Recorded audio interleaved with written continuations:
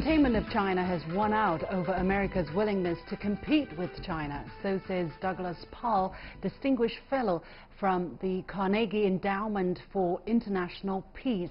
And the Trump administration's new stance of containment seems to be feeding the potential for many more sources of conflict between the world's two largest economies.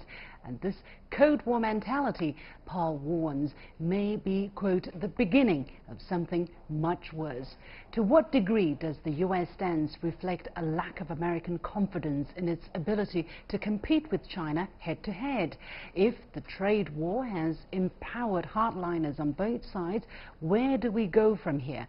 Welcome to The Point. I'm Li Xin. I'm pleased to be joined by Dr. Douglas Paal. Dr. Paal, welcome to The Point. It's good to be with you today. Let's talk about the relationship between major countries in the world. In a recent opinion piece, you said the world is entering an uncertain era of revived great power competition and balance of power geopolitics. Explain, please, in layman's terms, what does that mean for the average parent on the street? Well, what it means, I think, most briefly, is that we were in a kind of struggle of the Cold War for the period from 1945 to 1991. And the world was divided very clearly between the Soviet bloc and the West. And China emerged in that period in a slightly different status, but quite aligned with American geopolitical interests. We've now entered into, at the end of the Cold War, a period when the U.S. was the sole large power, and other powers were finding a new status. Russia was in decline, China was on the rise. Today, we've now morphed past that period of U.S. dominance. China is much more a rival for the U.S., and Russia has fallen into a special status. We're neither friend nor quite yet an enemy. And China and Russia are finding common goals, and the U.S. is not able to find any common goals with Russia, or very few. And so we're in a period where the two powers don't have alliances structured against each other, but they will have interests that will line up different countries at different times, coalitions of varying interests, whether it's on development in the third world, where China would have a large coalition, when it's on questions of trade practices and state enterprises, where the U.S. would have a large coalition. And these shifting coalitions are going to dominate the period ahead as the U.S. and China rival each other in GDP and military capability. In your presentation, you said it is utterly impossible to de-link these two economies, and yet you are worried. Why? Because the price of trying to de-link can be very, very high. In the end, the reason we will not de-link is that we have mutually beneficial friends. China has a whole host of relations on its periphery. We have a whole host of relations with those same countries. We have been not asking them to choose between the U.S. and China until very recently. Now we are asking them to choose, and they do not want to make a choice, not unless it's forced upon them by the misbehavior of one party or the other. And I want the United States not to be the party that forces them, through our misbehavior, to have to make a choice for China. You talked about this Cold War mentality. You're saying there is definitely a Cold War mentality at work that may diminish both sides' capacity to manage crises effectively. Pinpoint a little bit, what are some of the symptoms of this Cold War mentality? And you're mentioning both sides. Let's start from the U.S. maybe. Well, China sees the United States conducting surveillance operations in the Western Pacific. They think we're treating China as if this were the Soviet Union. And we've had a number of complaints officially filed by Chinese defense and foreign policy officials over the years about this. And on the U.S. side, the U.S. sees Chinese activities, for example, in sending administrative ships or naval ships into the Diaoyuda or Senkaku Islands as a Chinese effort to break the Cold War the post-Cold War status quo. We've got a long list of issues where we see this, but there's a kind of Cold War mentality that misidentifies these characteristics of our relationship as something of a more I win, you lose, you live, I die kind of psychology. And I don't think we have to go there. We can go somewhere short of that. In terms of the psychology of the two peoples, do you see also more or less reminiscent of this mentality lingering? People don't have time for this. People have time for their normal lives, their families, their jobs. And when they have to think about foreign policy, they tend to fall into simple notions. This is where the elites in each country have a responsibility to frame discussions in ways that responsibly reflect reality, not that go back to simple bromides that allow people to summon patriotic support, political unity behind a common enemy. Some people describe the United States as suffering from enemy deprivation. With the death of the Soviet Union, we need an enemy to mobilize ourselves. And there are many people in the U.S. who think China practices something of the same thing. The patriotic movement has this character. The look back on 100 years of humiliation has this character. We have a humiliation deprivation, maybe. Yeah. So I think it's up to the elites to provide, and political leaderships to provide sensible instruction. But right now we're in a period where our political systems are producing populist leaders, not thoughtful and sophisticated and articulate leaders. Are you talking about a populist sentiment meeting a nationalist sentiment? Yes, the same. Would you elaborate a little bit more on that? I mean, I understand that you're talking about China is probably suffering an unhealthy dosage of nationalism at this moment, intentionally or unintentionally. But on the United States side, you have this populist movement. But the U.S. side, populism is more a grievance about economic status and rapid social change.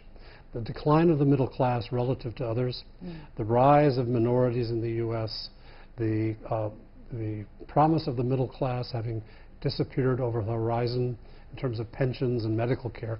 These are far more important to the populist movement in the U.S. than concern about China or Russia or some other outside force. But they can be harnessed together to say, okay, the problem you have in your economy is due to some Chinese action or failure to take action. And that's when you see this stretch in the American debate, stretch into domestic populism. What's the implication of that? I understand that China is overly victimized in the U.S. domestic policy failure, and yet for the great majority of the American people, voters, they don't seem to have the understanding that it's domestic policies that have primarily failed them. And that is having a negative implication in the kind of pressure, let's say, or the kind of pressure that President Trump sees upon himself to bash China in order to win domestic support. The last 20 plus years, to me, has demonstrated the failure of the American political class to take responsibility for its actions. The U.S. passed the North American Free Trade Agreement in 1994. And immediately after it was passed and began to generate tremendous economic growth in non-traditional sectors, not automobiles, not steel, not aluminum, but high-tech, IT, other services. That politicians did not say to their voters, yes, we have hurt you in these traditional industries, but advanced you in more highly productive industries.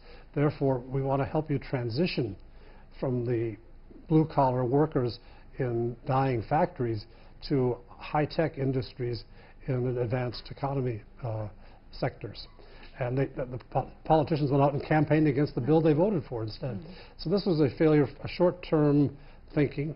It's been politically successful for them, but it's been costly for the U.S. as a whole.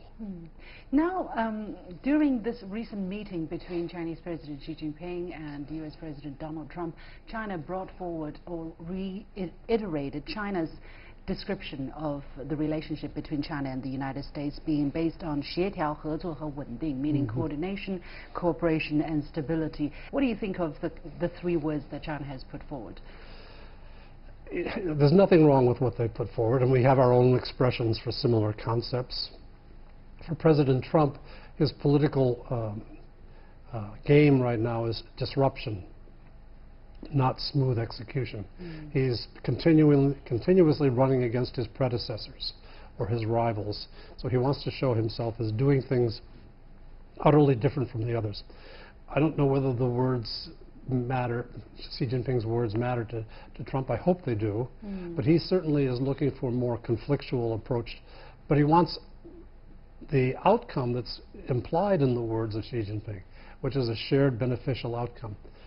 We sometimes see a tendency to seek unilateral gain over, especially in the rhetoric leading up to agreements on trade with Japan, Korea, elsewhere.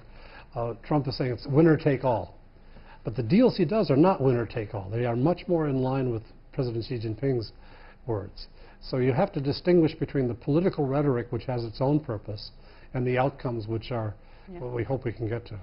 But Chinese president, or the Chinese side, definitely did not just, you know, dreamed about it the night before and came up with these words. Right. They must have thought carefully and chosen these words very specifically.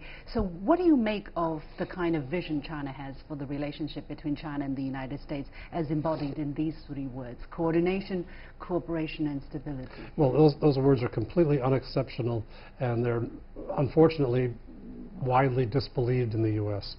The accumulated experience of the last decade in the United States government on a bipartisan basis in all branches of the government is that China says one thing and does another.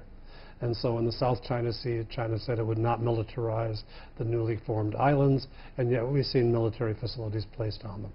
Now, there may be a good way to explain that. Both sides might have agreed to something, but it was not managed well. And this is the kind of thing that people point to say that when China says it wants to share the Pacific Ocean with the U.S., it means it wants the U.S. to go back to North America and China will take the rest of the Pacific Ocean.